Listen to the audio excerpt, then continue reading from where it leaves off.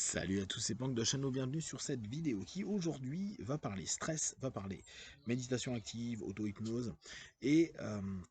revenir sur un élément qui est assez intéressant qu'on connaît bien maintenant, hein, dans les notions de stress. On sait très bien que par rapport aux notions de tension du corps et l'ensemble du travail du système sympathique qui nous donne des réponses fight, flight, freeze,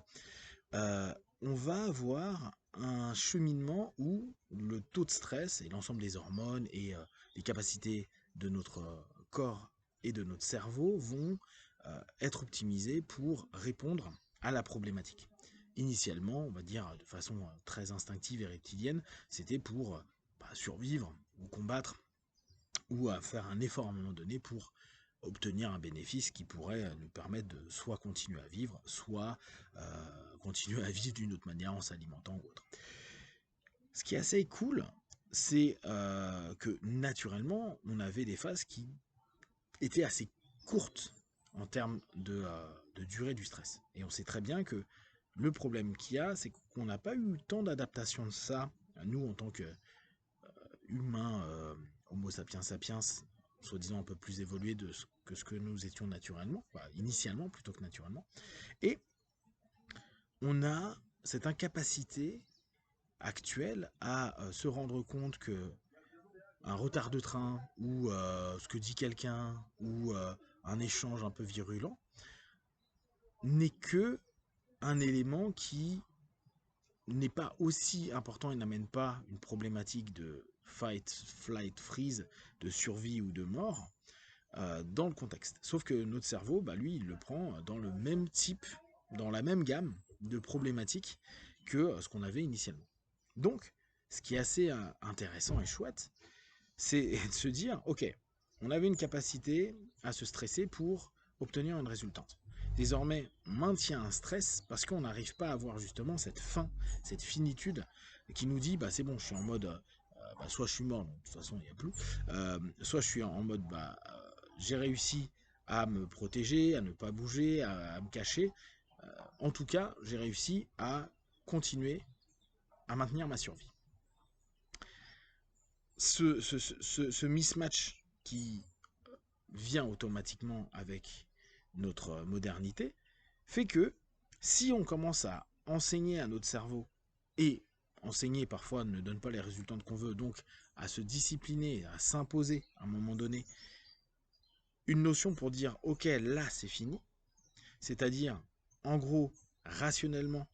avec notre conscient dire à notre inconscient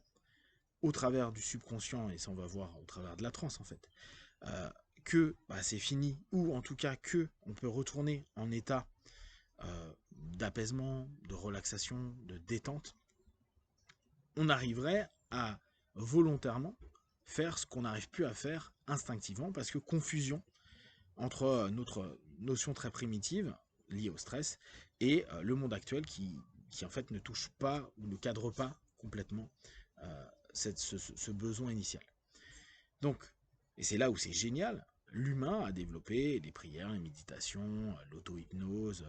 les travaux de respiration, les pranayamas, etc., etc., qui permettent de reprendre maîtrise, de remaîtriser, de redevenir maître de certains aspects qui nous appartiennent à nous, c'est-à-dire remettre en place au niveau sympathique et parfois, c'est plus complexe, parasympathique, une homéostasie d'apaisement. Et si on reprend, pour ceux qui ont un peu suivi le nerf vague, on viendrait à retourner du nerf vague dorsal, où on est en général en freeze, en méga stress, vers un nerf vague ventral. En gros, se recentrer, hein, si on le reprend par d'autres schémas de pensée, se recentrer, retourner vers soi dans un état ouvert, apaisé, en tout cas beaucoup plus apaisé. De là, on a donc un indice très simple. Quand je viens d'avoir une phase de stress, je peux me dire, une fois que j'ai réglé ou que je suis en cours d'action pour, parce que parfois on n'a pas, là encore, dans la nature, on pouvait se dire, il y a une attaque, je fuis ou je poursuis un élément et ça va durer un quart d'heure. On sait qu'il y a certaines tribus qui couraient très longtemps chasse à courre pour épuiser les animaux, mais de façon générale, la phase de stress intense, elle est courte. Et on pourrait se dire, c'est entre un quart d'heure et 20 minutes, et après, on remet en down. Si on prend cette notion-là, et on peut, après c'est à vous de tester par rapport à qui vous êtes, comment vous êtes, à vous dire, voilà, j'ai 10-15 minutes de stress où là je mets en action, c'est-à-dire je mets en place des potentielles solutions, et admettons, c'est une administration, une personne, un élément qui ne peut pas être géré par vous, qui va donner un retour, positif ou négatif, qui va peut-être me remettre un pic de stress ou pas, mais en tout cas, je donne cette notion de je peux, très stoïque, très stoïcien, à se dire je vais gérer simplement ce que je suis apte à gérer et je ne vais pas me prendre la tête avec les éléments que je ne peux pas gérer. Déjà, ça peut être intéressant. Donc on admet 10 minutes, un quart d'heure de mise en stress, mise en action. Alors ça peut durer un peu plus longtemps si votre action est un peu longue et que vous avez pas mal d'actes à faire. Mais une fois que c'est terminé, se dire ok, là c'est fini, mon pic de stress, donc ce moment où j'avais besoin que mon corps sécrète un ensemble d'hormones, etc., je vais moi-même estimer que c'est ok pour cette phase, hein, ça se trouve c'est juste une phase, ça se trouve dans 5 minutes il va falloir que je recours, etc., mais pour cette phase je dis ok, c'est over, c'est fini. Donc cherchez sciemment à se dire à partir de maintenant je prends 5 minutes et je vais soit travailler sur du pranayama, c'est-à-dire de la respiration, et vraiment des trucs tout bêtes, hein, vous faites la respiration en carré, la respiration en rectangle, en triangle, en fonction de vos besoins, etc., et le faire vraiment pendant ce laps de temps, pour retourner dans un état où vous dites à votre corps, et vous l'orientez, vous le maîtrisez, vous le dirigez. Ok, on s'apaise, on se calme. Ça peut être aussi donc par votre méditation. Aller dans une transe méditative ou une transe d'auto-hypnose pour simplement travailler sur ce coup-ci réellement le mot relâcher, relaxer, apaiser, calmer, et refocaliser sur quelque chose qui convient mieux à un état de, de non-stress. J'allais dire calme, mais il y a des moments ça parle pas aux gens, ou d'apaisement ça parle pas forcément aux gens. Mais de non-stress, un état qui peut neutraliser simplement cet état de stress. Et on sait que méditation, on sait que auto-hypnose, c'est des éléments assez simples qui nous le permettent. Dès lors, on commence à avoir une stratégie. Je m'autorise à stresser pendant un laps de temps, je m'autorise à cadrer ce stress, à cadrer cette période de stress qui, en tout et pour tout,